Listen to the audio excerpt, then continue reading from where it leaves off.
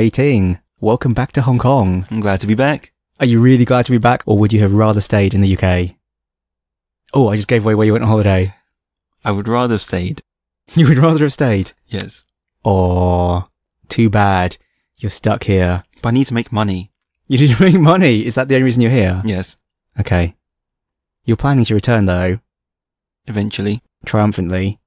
Or not. Or not? You're planning to return as a sad and decrepit old man? There's too much pressure to do something triumphantly. Okay. This wasn't rehearsed. I have no idea where this conversation's going. We didn't plan this out. Not for the first time.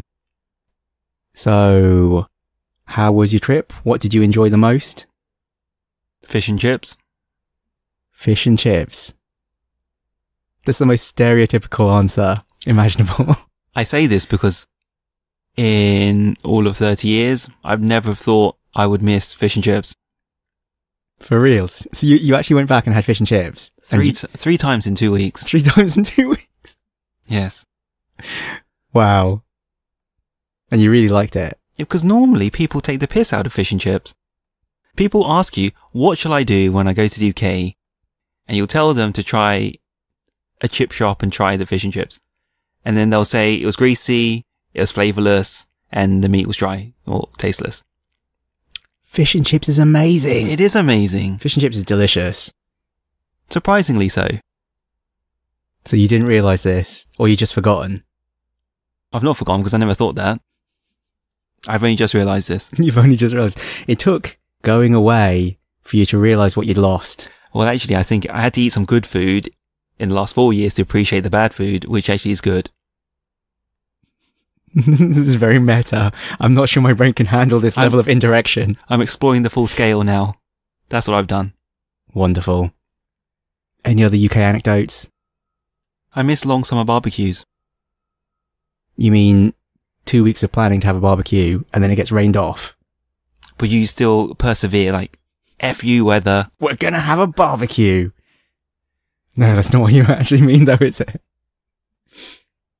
You mean a British barbecue as opposed to a Cantonese style barbecue where you all have food on sticks and have to barbecue your own food. And you give yourself food poisoning rather than blame someone else. Yeah, like, no offense to Hong Kongers, but I'm going to offensively say Cantonese barbecue is dreadful. It's all like processed fish balls and tiny sausages, and they just, I don't know, they look the same when they're cooked as to when they're uncooked, just like lumps of plastic.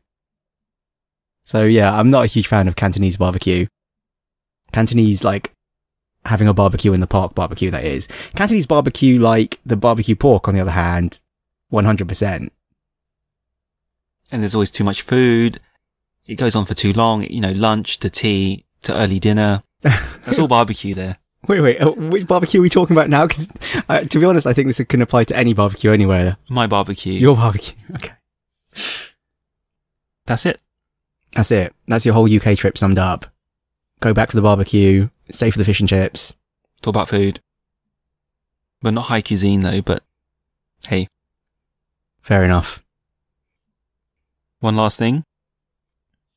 Sanrio character rankings. So I listen to local radio now in an attempt to learn more Cantonese. Oh, I did not know this. And for one of the days, they brought in an expert on Sanrio characters and they talked about their predictions for the Sanrio character rankings. So obviously I had to Google this. It's for real. I really didn't know about this. Okay. For reals. And now I've opened you up to the world of Sanrio character rankings. So tell me, what do you think? Well, what Sanrio characters exist? If you'd asked me, I obviously know about Hello Kitty and Agretsuko.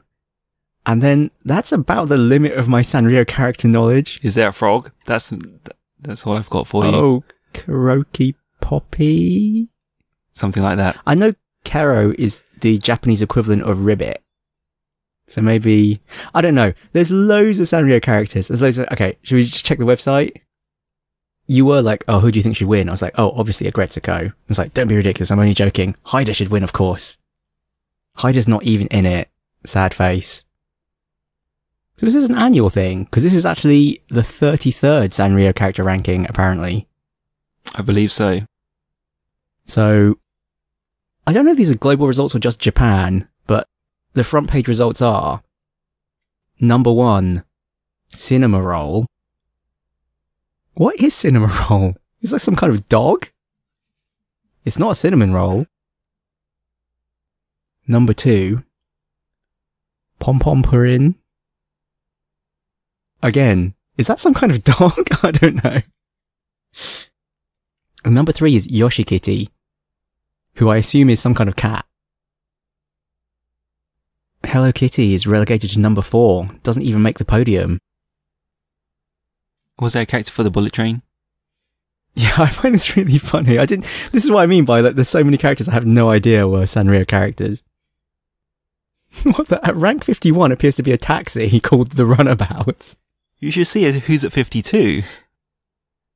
52 is a gumball machine called Fresh Punch. Even further down the list is Shinkansen, the bullet train. There's a giraffe and a Mr. Men character. This is crazy. And then there's a separate overseas ranking, which I assume is for everyone who isn't Japan. So Hong Kong voted apparently some kind of duck. A Hero no Peckle. And then number 2 is Gudetama, which is the lazy egg, which you do see literally everywhere in Hong Kong. Everyone's obsessed with this egg. Anyway, whatever. Wait. United States. Does that mean there's a UK?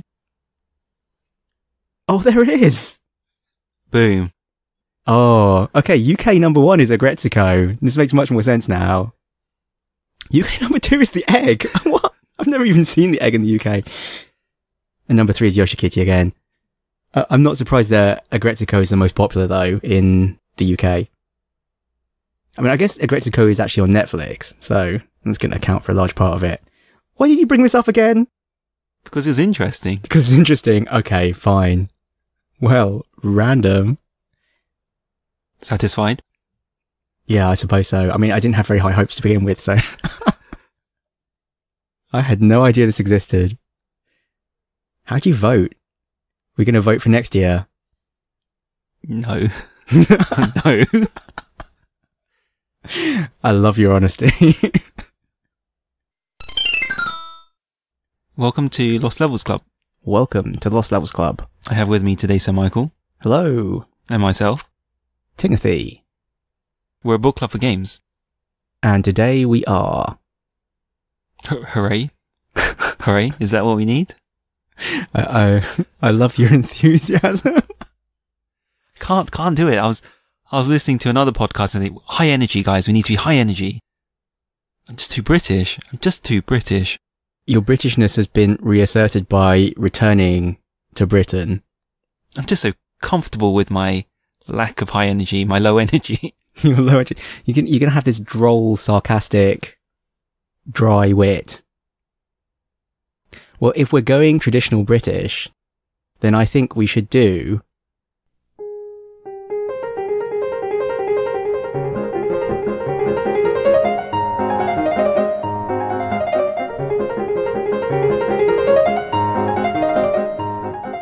Just a minute! Please talk for 60 seconds without repetition, hesitation, or deviation on the subject of Minit. Go. Hesitation. Thanks, Sir Mike. So we're going to talk about the book club game, Minit. Which is a... What is it? An indie light RPG where you live for a minute? What is the plot of this game? It's very strange. You are a duck? I'll buy that, yes. You're some kind of creature that finds a sword on the beach, but the sword is cursed, and after you pick it up, you will die after 1 minute. And some other guy appears on the beach and says, "Oh no, you picked up the sword. You better get to the factory." This doesn't make things any clearer. So yes, you have a cursed sword, you die in 1 minute, and it's an RPG. Each time you die, you respawn at your house. I don't know what RPG means anymore. That's a good point, actually. Is it an RPG? It's an adventure game. Is that right? Yes. I suppose I'm not really playing the role of a duck-billed man with a cursed sword. Or maybe I am. Maybe I got really into it.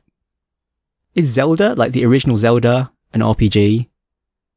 It's kind of like Zelda 1.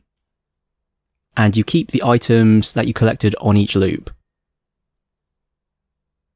So how are we going to talk about this? I want to talk about very initial impressions. So for instance, controls.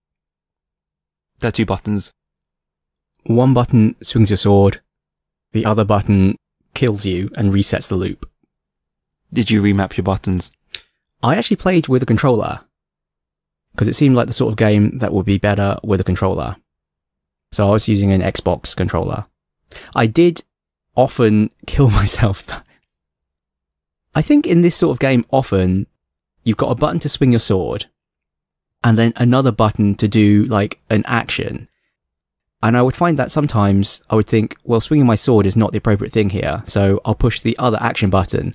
But of course, the other action button, the only action is die. So I'd be like going to talk to someone and then I'd just like commit suicide in front of them. So yeah, it did take me a little while to get used to that. It was weird. It was actually like a subconscious thing. I was like, well, I don't want to swing my sword at them, so I'm going to, whoops. Same. I think you've articulated what I was trying to figure out. Because sometimes I would spontaneously die without really connecting the dots as to why. It's genuinely surprising because it really did take me a little while to not do this. It's interesting how much of your brain is just literally on autopilot when you play games. But there are moments when you want to take the shortcut and kill yourself. We've done it prematurely. You know, on this run, I want to do this so I can shortcut back to the house. But you've done it too early, so you have to repeat yourself. That's what you get for being impatient. Any technical issues? Always technical issues with Sir Michael. So I had to buy a new graphics card for this game. No, this game is... I mean, it's a top-down, looks like it could run on a NES, monochrome, like literally black and white game. Very simple graphics.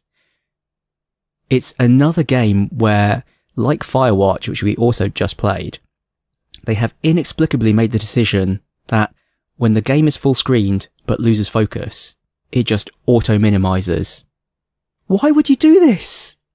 I literally don't understand. The thing is, that's 2 games back to back that we've played that have done this now. So now it makes me start to doubt myself and think, do other people want this? Is it just me that doesn't want the game to auto-minimize when it loses focus? Yeah, because when you want to put your homework on, you want to put focus on your homework, you want the thing to minimize so no one catches you doing it. So you're telling me I'm too old to play computer games? Yes. Anyway, another game where I had to run it windowed just to get around this strange behaviour. Also, the Steam screenshot button doesn't work. F12. So... Is it F11? It's F12, Ting. Oh, really? Yeah. Well, that's why my screenshots weren't working. That's right. F11 also doesn't work, but, you know, for different reasons. One more gameplay, graphic style kind of thing I thought was quite cute. When you walk inside a building, there's no transition. It doesn't like fade to black. Well, it would be hard to fade to black in monochrome, but it literally just snaps to inside the building, and the building interior is exactly the same size as the building exterior. I actually thought that was really neat from a kind of design and look and feel point of view. Like it instantly transitions, and the interior of the building fits exactly in its exterior space. Just surprised me. We also had a quick look at the map. It's not one of those weird ones where in a 3D game, the interior of the building won't fit into the into the building structure. Yeah, from the outside. That's what I mean. Exactly. You know, it's kind of inverted commas realistic as a 2D game where you're a duck man with a sword that kills you every minute can be. And the map is a real like physical map. It doesn't weirdly like loop in on itself or have weird non-Euclidean bendiness. Actually, I say that, but the Oasis doesn't make any sense, but never mind, we'll get to that later. So, highlights from the main quest? Shall we just go through and say things we liked? Yeah. I want to start with the watering can. I watered the plant for 3 days. Yeah, I saw that too. There's a little sprout and you water it and it grows a bit bigger. And then you can't water it again until you die, basically. And when you have watered it for 3 days, it grows a heart. That was neat. Yes, it was. Did you try watering your dog? I don't know. We can check, because you get an achievement for it. Are we really going to check? No. But there's an achievement for washing the dog. Do you get a coin for it? I don't know. You definitely get an achievement. It's got like dog washer or something. You can water all sorts of things, actually. You can water the laundry, and you just make the laundry that's hung out. So there's some laundry that's been hung out to dry, and you can just water it and make it wet. It doesn't do anything. You can just do it to be a jerk, I guess. I don't know. You ever get water to the guy in the desert or Ghost? Oh, yeah. Yeah, you usually use the watering can a few times. And you can only carry like one use item at a time. So when you've got the watering can, you don't have the sword. Which I guess kind of restricts a little bit where you can go. Since if you're carrying the watering can, you can't like chop down bushes. Or you could chop down bushes, but you have to go and chop it down and then swap it for the watering can and then walk back there again. And you've only got 60 seconds. So it's not that big a deal though. But these little touches kind of set the tone for the world as you start to explore. Yes. I mean, the 60 seconds mechanic is like the major thing in the game. Like it kind of permeates everything, because there's only so far you can physically walk in 60 seconds. And, you know, it did have me wondering, how big is this game? Because, you know, I knew it was a short game, but I was thinking, it's going to be really short if it's only as far as I can walk in 60 seconds, because the game world will have to be tiny. Because I really can't get very far. Another example of, that plays along with the 60-second time limit is there's this guy. He talks really slowly. I thought this was really genius, actually, because they obviously know that you're going to be really stressed about the time. Like, you're going to be like, I need to get things done. I've got 60 seconds. Go, go, go, go, go. And then there's an old man by the lighthouse. And he talks very slowly, very, very slowly. So his text is very slowly going and coming onto the screen. And you can't press the button to try and speed him up because it'll kill you. And if you press the sword button to try and speed him up, he'll be like, ouch. And then he'll just start over again. So he's like, hello there. I like to hear the ocean. Sometimes I wave at the boats for the treasure. Avoid sharks. Anyway, you get the idea. And the first time around, I cut him off at that moment. I didn't get the full spiel. But I realised I needed to listen to the whole thing, unfortunately, because I saw the achievement. Yes! This is totally a game where the achievements give away a lot of stuff, actually. So you do get an achievement for listening to the whole old man's speech. And you really don't have very much time spare if you do want to listen to the whole thing. It's only like a few seconds afterwards, I think. There is a game mode that you can unlock where there is no timer. And he has an even longer speech in that. Because obviously you don't have the time pressure in that mode. But they still wanted to evoke the same feeling of it being really irritating when, you've got places to be and you have to just sit here and listen to this old man talk at great length. So I think his speech in that mode is like twice as long. You were talking about the size of the game world versus the time limit? Yes, so one of the things that I didn't expect was you can change your respawn point. So as soon as this happened, I was like, oh, that's how they're going to do it. And also, as soon as it happened, I was also thinking, well, I have no idea how big the game world is then. So you relatively early on will go through some cave and pop out the other side and go into a log cabin, and it will suddenly go, new home selected. So the next time you die, you will actually respawn from this like cabin in the desert instead of your original house. And as a result, there's a whole new minute worth of walking you can reach on the map. So that's how they, made the game world bigger than this tiny area you could get to around your initial house. I thought it was quite a smart design decision, though the game world is actually still relatively small. At around this point, you come across the so-called Endless Desert. Yeah, there's a signpost that says Endless Desert this way, and there's a few other characters that are saying to you, oh, the Endless Desert, it's endless, don't bother. Or don't believe the rumours about an oasis in the Endless Desert and a ghost that throws swords, it's all made up.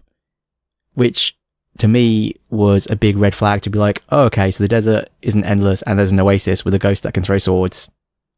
Just because that's how computer games work. So I immediately set out into the desert to find this oasis. Did you?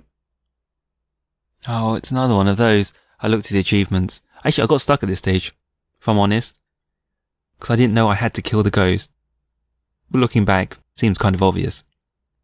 Yeah, I mean, it's a game where your only two buttons are die and swing sword at something. Though I do see that, logically, killing a ghost with a sword isn't very logical. I thought what was more important was the secret temple. I thought that was my path to progress. But did you do the secret temple? Nope. Did you try very hard? Nope. Well, I thought there's a long windy path, which meant I thought I needed to get the sneakers. You do. But it's optional. I didn't think that was optional. That's why I got stuck. Right, okay. And around the same time, you come across the something sign maker. Yeah, the world famous sign maker.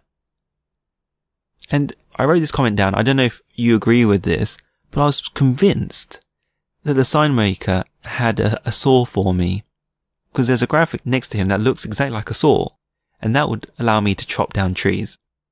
Now, that is very, very logical, and I had a similar train of thought.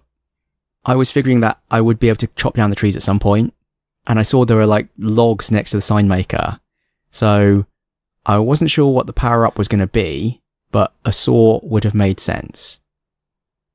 Rather than the two power-ups you do get, which are a gardening glove, which for some reason lets you chop down trees. It says like protects you from splinters. Now you can chop down trees. It's like, okay. And a sword thrower. What kind of power-up is a sword thrower? Like, what exactly is a sword thrower anyway? I mean, throwing the sword is the easy bit. It's the magically coming back that's the hard bit. But that's what you get from the Oasis Ghost. The environmentally friendly Oasis Ghost.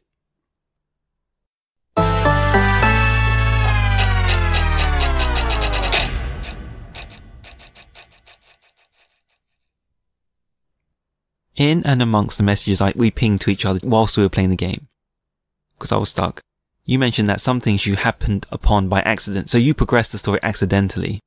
Yes. Is now a good time to talk about them, or is it too early? Because I have an example of it here. So what's your example? So there's one screen where there are 4 trees, and in one of the trees there's a nest. So I start chopping down the tree to get to the nest, which presumably will have a coin or a heart. But actually it was boatwood. Yeah, I also did this as well, actually, not realizing it was boatwood. Because after you rescue the guy in the desert with a watering can, and he says, oh, come meet me by the lighthouse. And if you go to him first, he'll say, oh, but my boat's broken, I need some boatwood to fix it. But I actually didn't do that. I also went to the screen first and then saw, oh, there's something up there. I'm going to chop this tree down and get it. And then it said, you got the boatwood. And I was like, oh, I guess I'm going to need this to repair a boat. But I actually found that before he told me to go and get the boatwood. I mean, before that, even the Oasis, where there is the environmentally friendly ghost, I actually found that by accident too. I just started walking randomly off into the desert and then happened upon it. And I found it by like walking to the right a lot. And I just assumed this was the whole thing about the endless desert, and that, you know, on the edge of the desert was going to be the oasis. I actually didn't realize the oasis is a random thing. You can literally just walk back and forth between two screens and you'll eventually come across the oasis. So something I only discovered in the second run, which is something you unlock after finishing the game once. So now we've both got the boat wood. We get in the boat. And you have an excessively long journey. You sound so impatient. Well, I've got a minute to live, man.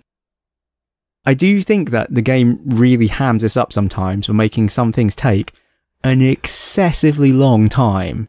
Because you're like, I'm on the clock here, and it's going, you know, and you're like, I'm going to die. And sometimes you just make it, and other times you just don't make it. Quite a few bits in the game are timed just like that. I mean, the temple, for example, you know, there's the really long path that you said, oh, I think you need the sneakers to get it. You do need the sneakers. And even with the sneakers, if you don't know what you're doing, it's actually quite easy to still not have enough time to make it. Because the sneakers don't just make you walk faster. They actually kind of build up to running speed. And if you don't take the corner well, you bonk into the wall, you actually lose all your speed and you have to start building it up again. So the first time I actually got to the end of the pathway where the heart was, I actually picked up the heart like at 0 seconds and like died as I was picking up the heart. And then the game actually crashed and spewed out some error about like try to add heart to non-existent entity or something. Cause like it had despawned my character because I died, but then tried to add the heart to it. And funnily enough, there's an achievement for collecting an item with less than 1 second to go on the clock. And it didn't even give me the achievement. So I was like doubly robbed and I had to do the whole thing all over again. But I was very careful to get it. I waited till 1 second and then collected the hearts because I was like, you know what? I'm going to make sure I get this damn achievement this time. Because, you know, now I knew there was an achievement that I had been robbed of. You read my mind. I actually didn't get it at that point though, because I didn't know about the achievement when that happened. And I realized eventually that it's an achievement you can actually miss. If you pick up all the items with more than 1 second and there's no more items to pick up, then you just can't get that achievement anymore. Unless you start a new game. Do you have any more to add about the island that you take a trip to? No, it's another one where you have some vague existential dread because you're trapped on this island now. You've taken this long boat trip to the island and then you get to the island hut and that's your new home. And then you step out of the hut and you're like, hang on, where's the boat? How do I get back? Oh, I guess this is my life now? Same. And you eventually unlock a teleporter that lets you teleport from the island to your original house. And then later on, 2 other locations as well will teleport you back to the basement of your house. So you can fast travel effectively. What's the item that you gain from going to the island that lets you then proceed to the cemetery and haunted house? I'm actually not sure. I'm actually thinking, why do you have to go to the island in the first place? I'm genuinely not sure. Is it optional? Is it the basement key? Because in the second run of the game, which you unlock from doing one playthrough, you don't actually go to the island at all. So it does make me wonder, is the island even necessary to finish the game? Is the island where you get the basement key? Yes, because that takes you downstairs to the teleporter room. Yes. But that's optional, presumably. I don't know. Yeah, I don't know either. I am not sure if you have to go to the island. Because you can get to the hotel once you have the sword thrower. Because you just need to kill those 2 guys on the far side of the river, and then they make a bridge for you out of lily pads. So the hotel is really the next bit of the game. And then north of the hotel is a cemetery? Yes. And there's a bone? Yes. And I want to ask you, what do I do with that bone? Because I don't know.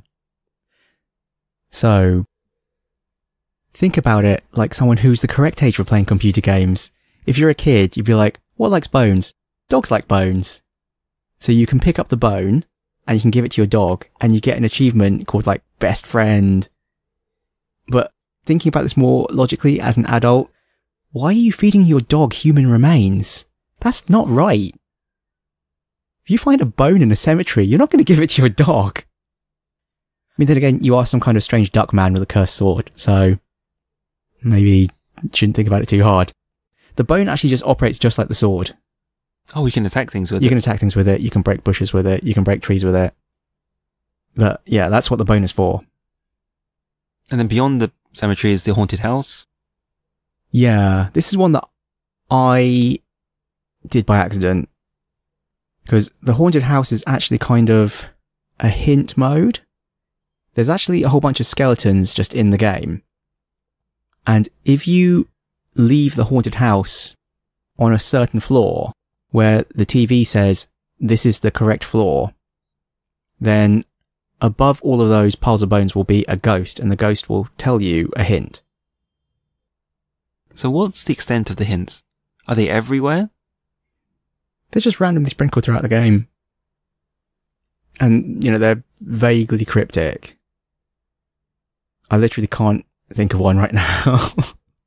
But they're just like vaguely cryptic. They don't say like, do this to get this. They're just like, something, grass and something. I don't know.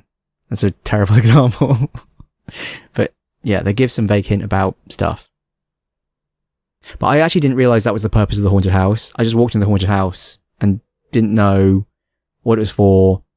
Walked up and down the stairs a few times and then just walked out again. And then noticed a load of ghosts. And I actually didn't connect the two things again until like a second playthrough. Where I was like, oh, so the haunted house is what made the ghosts appear. And then the last two bits of the game then, there's some missing hotel guests. Well, they're not actually missing guests. They're just like, the hotel manager is asking you to get more people to stay at the hotel, I think. I'm not sure if they're all guests initially, or he's just trying to convince you to make them stay. But you have to get some hotel guests in order for him to lower the ladder to the rooftop pool for you to get the flippers. And then there's also the sword factory, which is where your mysterious cursed sword came from. Anything to say about... So, upon entering the sword factory, they tell you media only, and there are two paths you could take. Well, they look like two paths that you could take. One says media only, and the other one is a lengthy queue. Yeah, you walk in, you're right, you walk into the factory, and the receptionist is like, you have a complaint? Oh, complaints department's down there. And if you walk into the complaints department, there's just a massive queue, and you're like, I don't have time for this. I've got 60 seconds to live. Too bad. You got to wait in line and die. Is that the whole point of that room? Yeah, that's literally the whole point of the room. If you actually wait in line, there's a plant in that room, and leaves are falling off the plant. And if you wait long enough, the leaves fall off and it turns into a coin. But that's it. You can never get to the front of the line. It's literally a room you go to wait until you die. I watered those people in an attempt to get them out of the line. Yeah, they're like, wait your turn like everyone else. So the only available route is the path for the media. Yeah. I thought I was quite clever about this, because I was like, oh, I got a camera earlier. I'm going to carry the camera and pretend to be a journalist. And that is actually the correct solution. I didn't realise that on console, you don't actually get the camera. So on console, it's even more obvious. On the PC version, there's a building and you go inside and there's a guy who gives you a camera and says, oh, you can look at my PC for details on how to use this. And it basically gives you a URL where you can go and see your photos. Except that the URL doesn't work. I think it's been broken since the game launched. I mean, maybe it will eventually be fixed, but at the time we're recording this, the URL it gives you actually just redirects back to the main Minit homepage. But on the console versions, that building is actually just burned down, and instead there's just this item, the press pass, you can pick up. Which, well, just allows you to walk past the dude. So it's actually not really a puzzle on the consoles, because you've just got the press pass. Whereas on PC, the camera is an item like the watering can that you kind of have to swap for. Funny that you should mention flippers, because I had no idea I needed to get them. And this is when I panic messaged you saying, I don't know what to do. Oh, wait. So you went and did the media bit with the press pass or the camera before you got the flippers? Yes. Oh. Actually, maybe I did that the first time as well. Yeah. So, flippers. So I tried everything. I thought it was just something optional. The swimming pool. Yeah, since once you get past the guy who is saying press only, you can get into the innards of the sword factory. Well, of the factory, which happens to be making cursed swords for some reason. And you have to basically bust it up and break the machine making the swords. But one of the bits of the factory that's making the blades, you can't actually get to because there's kind of like a sunken conveyor belt going underwater or something. So yeah, you need the flippers to finish that bit of the game. And the flippers are on the roof of the hotel. So yeah, I gave you a hint. Well, actually, you said you were stuck and I was like, oh, have you got the flippers? And you were like, oh, duh, flippers. So did you get stuck at all? Well, I didn't really get stuck as such. I mean, I was just blundering through. So I didn't know why I needed certain things, but I was just blindly stumbling along. And I do remember being surprised at around this time, since you break the machine making the sword hilts and you break the machine making the sword blades, and then you go down to the bit where the swords are being sent to, and there's a big gear, and there's a guy there and he says, hit it with your sword. So you hit the gear with your sword and your sword just gets stuck in the gear, and he's like, it's on fire, put it out. And you're like, oh, okay. But now you've got no sword. And when you die and respawn, you still have no sword. When you try and go in through the front door of the factory, there's piles of like papers, and without your sword, you can't clear them out of the way. So now you're like, what do I do? So you actually have to go through like the back door of the factory, through some pipes, and then through like some mines, and then this back entrance that you also need the flippers to make use of will take you back to the gear, and you can pour water on the gear, and then you'll get back the mega sword. But it did throw me a bit of like, wait, how do I actually get back into the factory without a sword? I also messaged you about this. Did you? Yeah. Okay. And then you asked, do I need a hint? And I said, no, not yet. And then you were like, oh, I've got it now.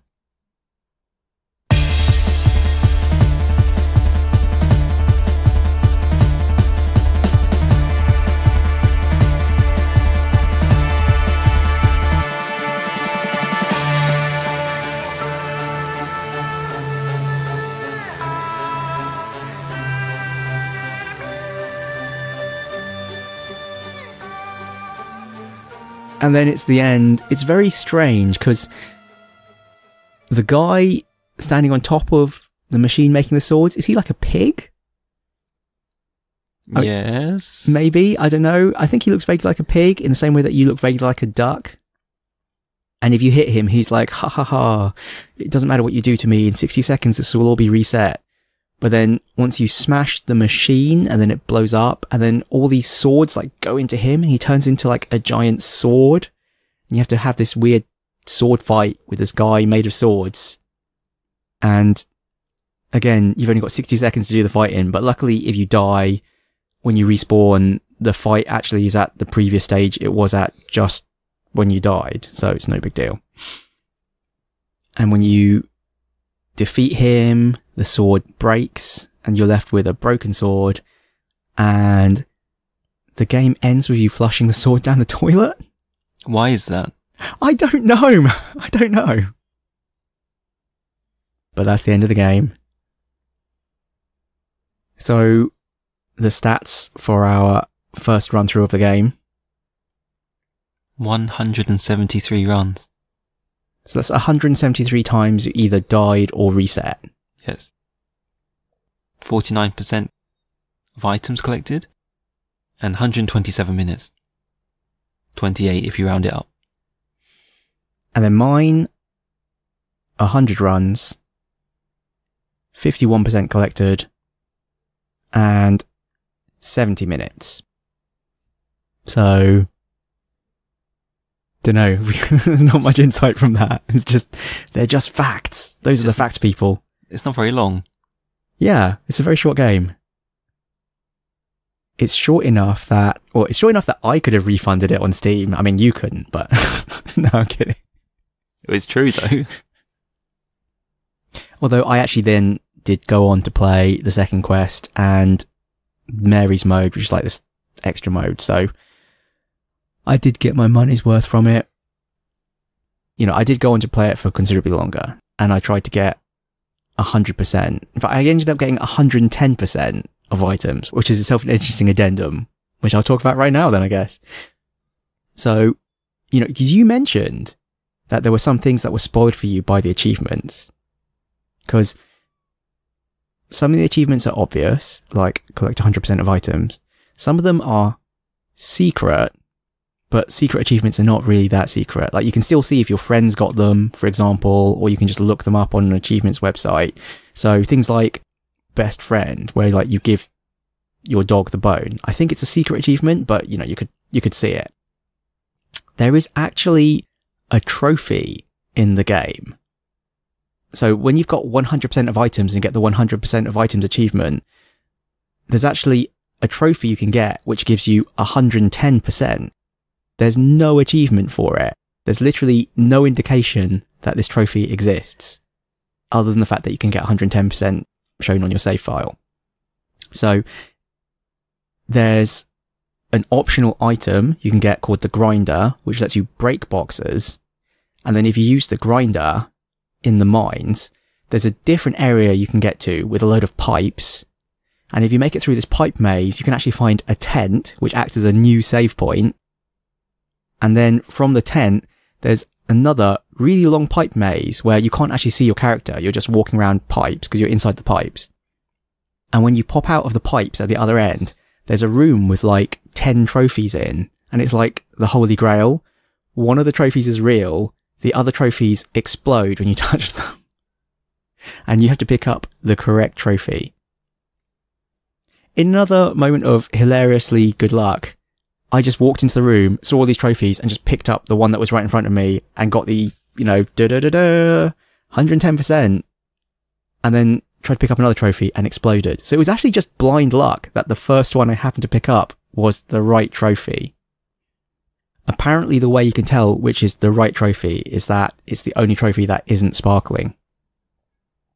But I didn't know this, I just literally just grabbed the first one. So there you go. There's an actual secret Easter egg item in the game that has no achievement to make sure that it's really a secret. I thought that was cool. That is.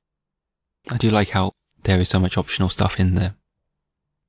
Yeah, quite a lot of stuff in the game is optional. Like, the sneakers are optional. You only need them to get that heart in the temple. There's a load of tentacles for this octopus friend you can find. And that's optional. It just lets you swing your sword faster.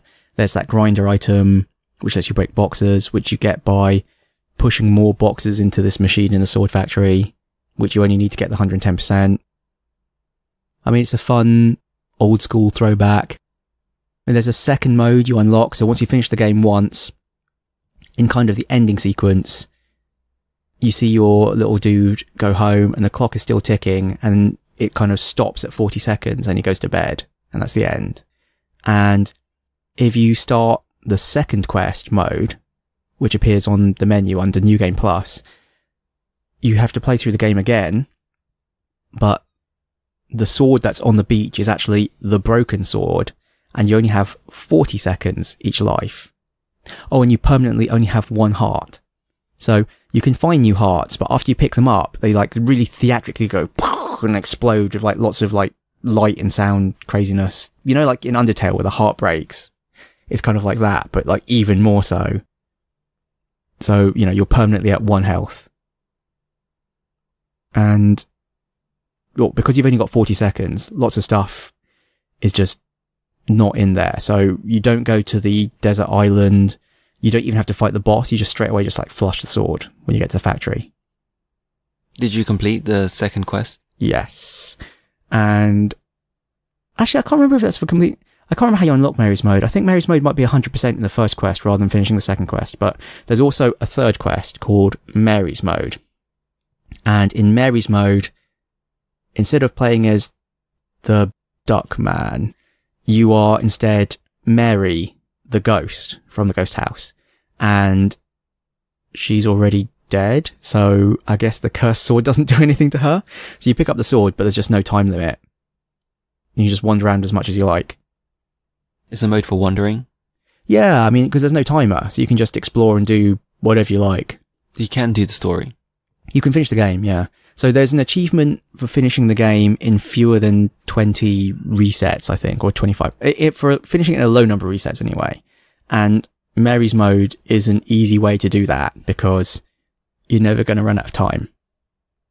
So the only resets are when you force it to reset. Any other fun stuff you want to mention? Speedruns? Yeah, it's a very, very short game. I mean, in our casual playthroughs, we took 1 to 2 hours, but current world record speedrun of the game is less than 7 minutes. Imagine if you bought this game, finished it in 7 minutes, and like returned it. You'd be like, reason for return, finish the game in 7 minutes. You're like, oh, fair enough. Though obviously you need to know exactly what you're doing to finish it that fast. We should check it, because I bet they don't go to the island. I think you're probably right, and the island is optional. And the second run, speed run, is less than 4 minutes. Though it's funny, because I didn't realise that even the first run was so short. The second run being like less than 5 minutes, in a way doesn't surprise me, but the first run being only 7 minutes is actually pretty surprising. I'm really surprised it's that short. I think both of those runs though are on console, because on console you don't need to do the whole shenanigans back and forth to the camera. You just can walk straight through because you've got the press pass. It's just an extra kill yourself and then pick up the sword. Yeah, but when the time is that short, you know, like the 10 seconds to do that is going to make a significant difference if you're on world record pace. If the camera doesn't work, they should probably put an option in to make it the same as the consoles so that PC players can compete for the world record. I thought it was particularly... I think the achievements in the game are actually pretty funny. Like, I particularly like the fact that there's a pacifist achievement, or it says like pacifist, sort of, and it's finished the game without killing any snakes. Like, you kill lots of other things, but, you know, snakes are precious, don't hurt them. I just thought it was pretty weird, but funny. Because there are a few bits in the game where there just randomly is a snake just to mess with you. And you're like, why did they put a snake here? And it's actually just trying to mess with you if you're going for the pacifist achievement. In the options menu, there's a vegan option? Yeah. Do you know what it does? I also noticed this in the options menu and highlighted it, and it just says change dietary preferences or something. And I was like, oh, I wonder what this does. Probably changes dialogue or something in the game, or changes an item from like a burger to tofu or something. But I don't think it actually does anything, because there's one bit in the game where a guy references, you know, when you get his credit card back, he says, oh, I'm going to go and get a burger. And so that is the one bit where I thought it might change the dialogue, but I don't think it actually does. So I don't think the vegan mode option actually does anything in itself. Apparently, it's actually kind of a cheat code. So if you turn vegan mode on and off 20 times, I think it unlocks all the game modes. Because there's a Twitter account called like Mary's Ghost or something, and that Twitter account tweeted, do you want to know a secret? Turn vegan mode on and off 20 times to unlock all the game modes. So I think it's actually only for that. I thought it was pretty funny. I mean, there's lots of like slightly wacky humor in here. So I just think it's another one of those. Can we summarize? What do you think of it? It was alright. I'd give it a 7 or 8 out of 10. if we're rating these things. But why? Why is it just alright? Why does it miss being better than that? I don't know, actually. Why, if you asked me, would I say Undertale was 10 out of 10 versus I'd say this is like a 7 or 8, 7.5, let's say. I mean, this has a clever mechanic. It has twee graphics and cutesy humour. For some reason, I don't know, it just didn't quite gel for me in the same way. It didn't make me feel anything. It was just like, I mean, it felt like what it literally was, which was they had an idea for a funny mechanic. I think they did it for a game jam originally, and then they've expanded it into a whole game, and it's got a nice aesthetic and it's well put together, but it doesn't have the same, like, heart to it. You know, it doesn't feel like someone poured their soul into it, quite literally, like Undertale, for example. So it's a cool indie game. It's fun to noodle around with, but I don't think it's going to have the same, like, lasting impression. You know, I mean, Undertale is a very high bar to cross, obviously, considering I now consider it one of the best games I've ever played ever, and still read fan fiction about it. Like, I've got weird problems with Undertale, probably. So, I don't know. How about you? So, I thought the aesthetic could be more approachable, but actually, after the first 15, 20 minutes, it's not a big deal. The mechanic is great. Maybe a bit more depth. And then I thought, as we were talking about it just now, I did compare it to Undertale. That's why I asked you the question. And you kind of read my mind. We're on the same wavelength. It's almost as if we've been doing a podcast with each other for years. But you're right, that nothing challenges you as the player. Well, Undertale does, though, because it just pulls the rug from underneath you. I think it's almost like it's too random and too arbitrary. Like, but Undertale does that too. We've said before that I like really love like the story for the, you know, things. I care about the story way more than you do. And Undertale has this whole cohesive narrative. I mean, we don't have to compare this only to Undertale, but for example, Undertale has this whole cohesive narrative, and there's a story, and bits of it are explicit and bits of it are kind of, you have to infer them, and there's a whole kind of like lore around it, and only some of it's in the game. Like there's, you know, there's a whole, you get the feeling there's a whole bigger world there. Whereas this game, it's just very arbitrary. Like, why is there a press pass? Why is the pig making cursed swords in the factory? Why does he turn into a giant sword? Why is the sword cursed in the first place? Why does flushing it down the toilet fix it? Like, it's not that there's any cohesive thing holding it together. It's just like, wouldn't it be wacky if we did this? So I think that is what is missing. You know, that's the extra 2.5 points that's keeping it from being a 10 out of 10 for me. I see what you're saying. I wrote down here that I'm ready for a sequel. They could make a sequel of this and they could improve it because they're really close. They're really close.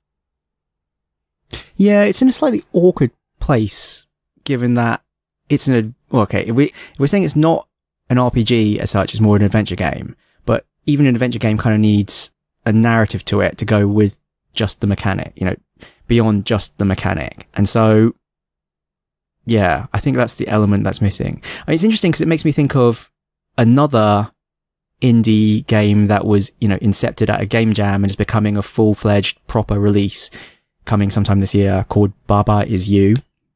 But I think Baba Is You is explicitly more of a puzzle game. I don't think it's going to have a story, and so maybe I won't feel like it's missing. I could be wrong. If Baba Is You does have a story, that will be even better. Or will it be even better? Maybe I'll just downgrade it for not having a good enough story. I'm a terrible person. Just demanding. Demanding. I demand the best from everyone else so I can lounge around and enjoy it. So you'd play a sequel if it existed? Yeah, I would. I probably am being unfair. Have you seen the trailer for this? No. For Minit? The trailer actually is really cool. It's like a flip book. And, you know, the trailer's definitely got a lot of heart in it. It's cool. So I probably am being unfair.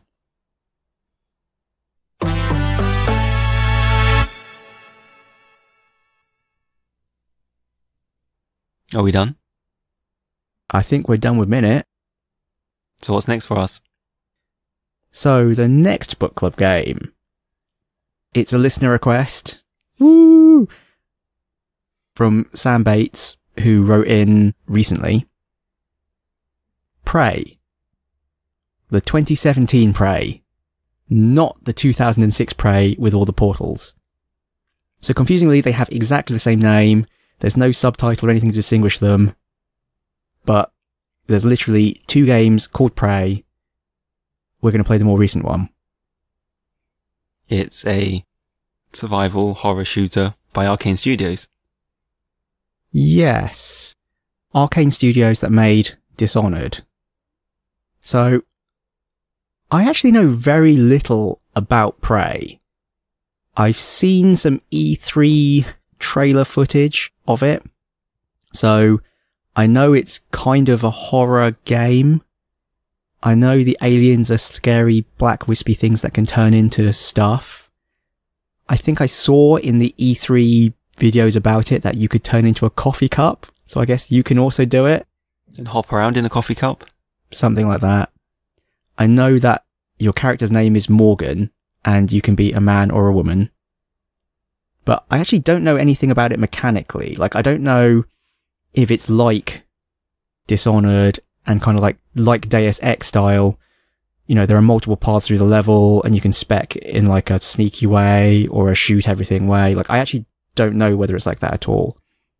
I have heard it's more of a horror game. So I'm wondering if it's going to be more like a first person Dead Space, or maybe more like a Dead Space 3 because it's more actiony.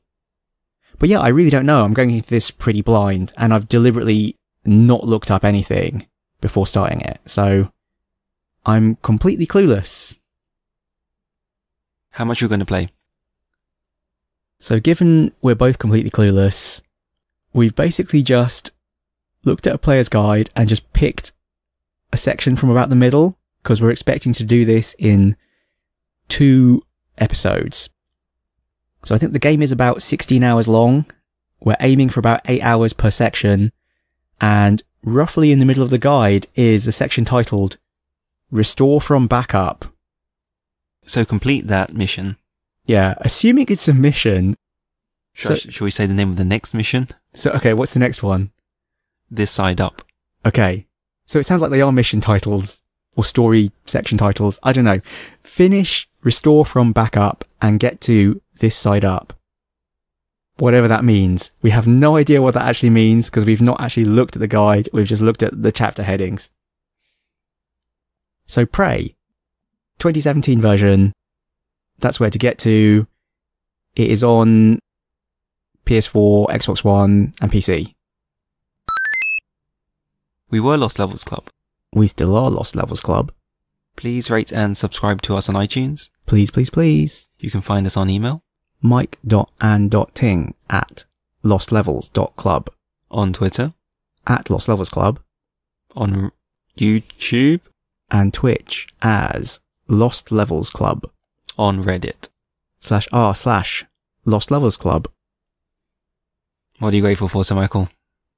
I'm grateful that my podcast recording buddy is back. Yay, you're back in the country. Woo! Does that make you happy? You don't seem terribly enthused. You're like, oh, geez, I'm back.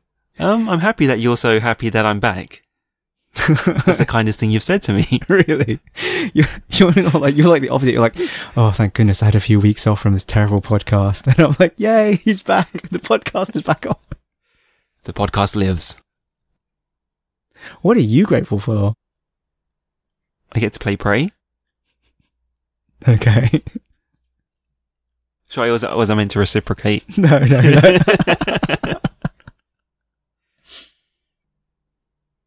So Michael says bye. Bye-bye.